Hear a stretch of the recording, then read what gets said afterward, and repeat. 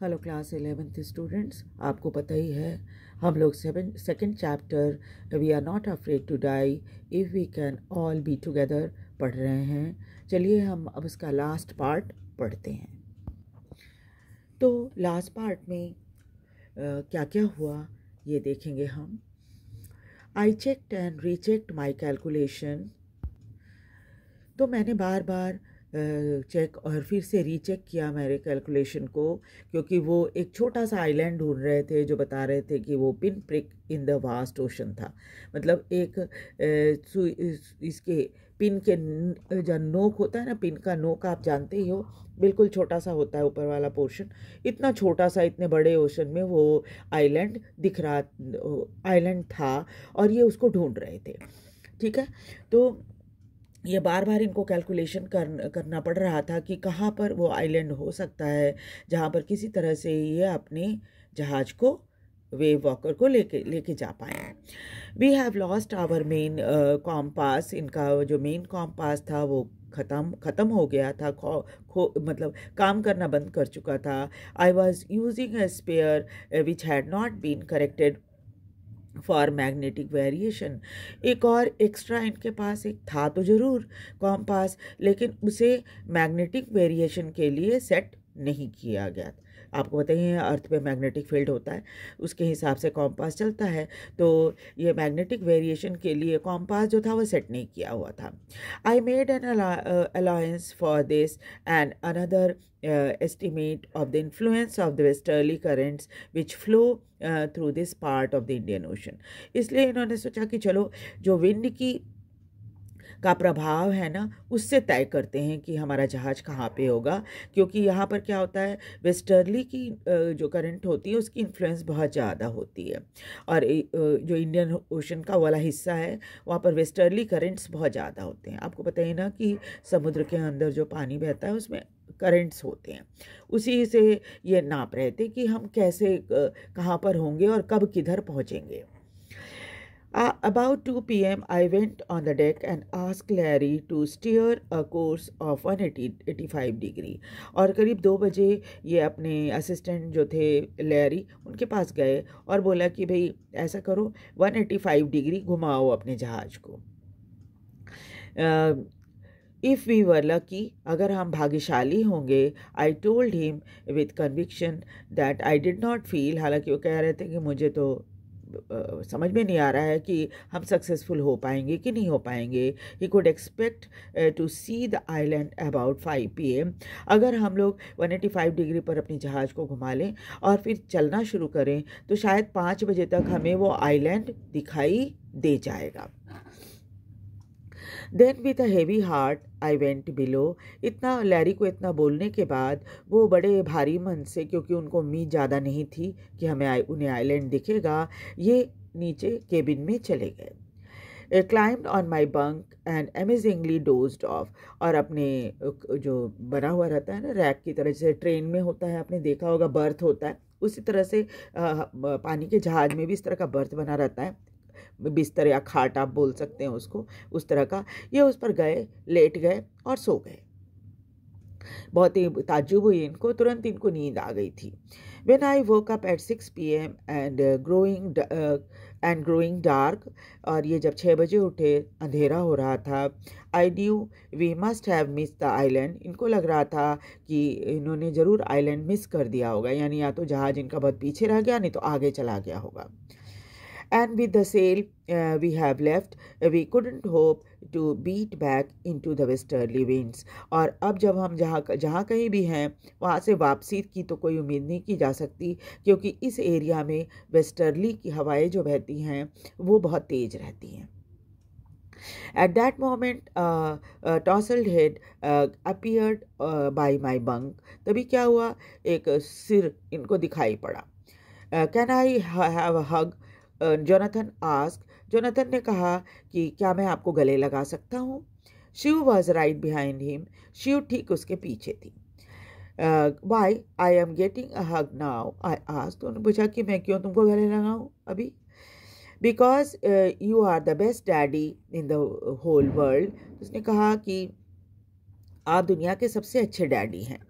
And the best captain, और सबसे अच्छे कैप्टन है। माई सन रिप्लाइड, तो बेटे ने जवाब दिया, not today John, I am afraid, मतलब कि आज मुझे बेस्ट डैडी मत बोलो जॉन, मैं डर रहा हूँ। वाई, यू मस्ट बी, मतलब नहीं आप हो सकते हो बिल्कुल best daddy. Sets you in the matter of fact voice, you found the island, कि असल में क्या है ना, आपने जिस आइलैंड का की उम्मीद की थी ना, वो आइलैंड हमने ढूंढ लिया है, या आपने ढूंढ लिया है। वॉट, आई शाउटेड, तो उनका वॉट, क्या ऐसा है, it is out there in front of us, they chorus, दोनों भाई बहन एक साथ बोले, कह रहे वो देखिए सामने में है हमारे वो island, as big as a battle ship, यह आइलैंड इतना बड़ा है जैसे एक बैटल शिप होता है। आई रश्ड ऑन डेक, ये भाग कर डेक पे आए, जहाज का जो ऊपरी हिस्सा होता है जहाँ से चारों तरफ दिखाई देता है वहाँ, and gazed with the relief at the stark outline Ile Amsterdam, और उस छोटे से आइलैंड का जो आउटलाइन था जब इनको दिखाई दे रहा था, जो जिस आइलैंड का नाम इली एमस्टर्डम था। It was only a bleak piece of volcanic rock, एक छोटा सा वोल्केनो से बना हुआ एक रॉक का पीस था, जिसको जिस आइलैंड की ये तलाश कर रहे थे। विथ लिटिल वेजिटेशन, पेड़ पौधे बहुत कम थे उस पर। The most beautiful island in the world, उस समय ये आइलैंड दुनिया का सबसे खूबसूरत आइलैंड इनको दिखाई पड़ रहा था। वी एंकर्ड ऑफ शोर फॉर अ नाइट, उस रात वो वहाँ पर रुके किनारे में। And the next morning all 28 inhabitants of the island cheered as they helped us ashore, और फिर जैसे ही सुबह हुई वहाँ पर रहने वाले 28 लोगों ने इनको बहुत ही स्वागत किया इनका, और किनारे आने में मदद की। With a land under my feet, my thoughts were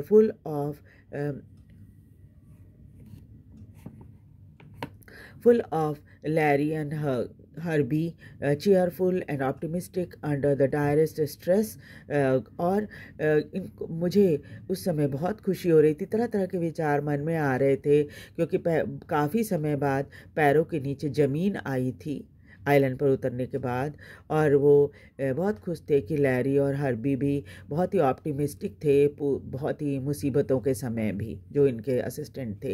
end of Mary, और अपनी पत्नी के लिए भी बहुत थैंकफुल हो रहे थे, who stayed at the wheel for all those crucial hours, और जब वो आखिरी समय में पत्नी को व्हील पे छोड़कर गए थे, उस क्रूशियल टाइम में वो लगातार वहीं पर थी। Most of all I thought of 7-year-old girl, उसके बाद ये अपनी बेटी के बारे में, 7 वर्ष की बेटी जो थी उसके बारे में सोच रहे थे। वो डिड नॉट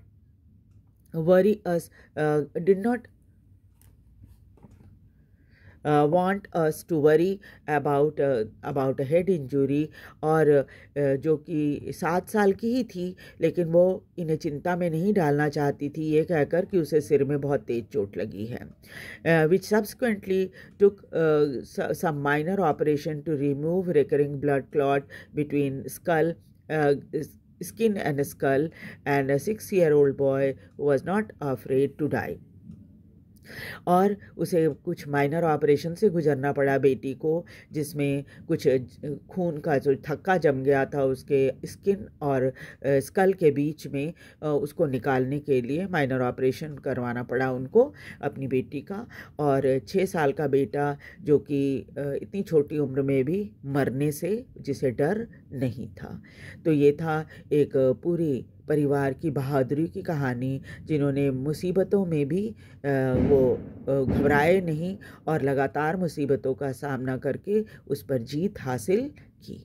ठीक है, तो ये स्टोरी जो है हमें क्या सिखाता है? हमें ये सिखाता है कि किसी भी मुसीबत से हमें डरना नहीं चाहिए, और साथ ही अपना इरादा हमेशा पक्का रखना चाहिए कि अगर मैंने किसी चीज़ को अचीव करने के लिए मन में ठान लिया है तो हम उससे हटेंगे नहीं, चाहे जैसे कितनी भी मुसीबतें या परेशानियां जो है, कितनी भी अड़चनें सामने आए। तो ये ऐसे ही परिवार की कहानियां हैं जो आपको ये प्रेरणा देती है कि हमेशा ही आपको जीवन में इस तरह की कठिनाइयाँ आएंगी और आपको में इतनी हिम्मत होनी चाहिए कि आप इन कठिनाइयों का खूब मुकाबला कर पाओ। तो ये थी स्टोरी आपकी। इसके बाद हम थर्ड स्टोरी स्टार्ट करेंगे। और आपको ये वीडियो कैसा लगा, आप इसे लाइक और सब्सक्राइब भी कीजिए और साथ ही साथ शेयर भी कीजिए ताकि ज़्यादा से ज़्यादा बच्चे लोग इसे सुन सकें और समझ सकें स्टोरी को। और साथ ही साथ आप लिंक पे जाइए, मैंने प्लेलिस्ट बना रखी है, उस प्लेलिस्ट में आप चाहे तो पूरी स्टोरी को देख सकते हैं, क्योंकि मैंने थोड़ा थोड़ा पार्ट वाइज पढ़ाया है स्टोरी। तो इसलिए लिंक पे आप जाकर जो प्लेलिस्ट है उस पे जाकर आप इस पूरी स्टोरी को लगातार देखकर समझ सकते हैं। Thank you very much. इसे लाइक और सब्सक्राइब भी ज़रूर कीजिएगा।